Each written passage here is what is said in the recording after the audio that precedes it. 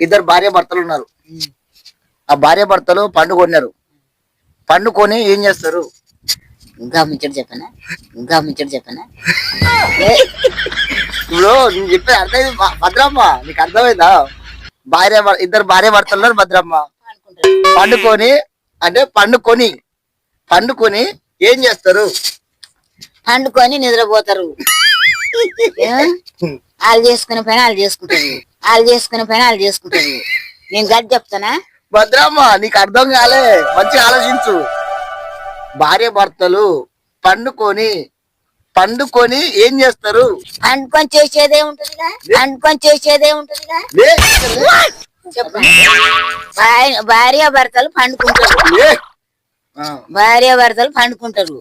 వాళ్ళ అవసరం కానీ చేసుకుంటారు. నేను గా పని చెప్తానా? తప్పు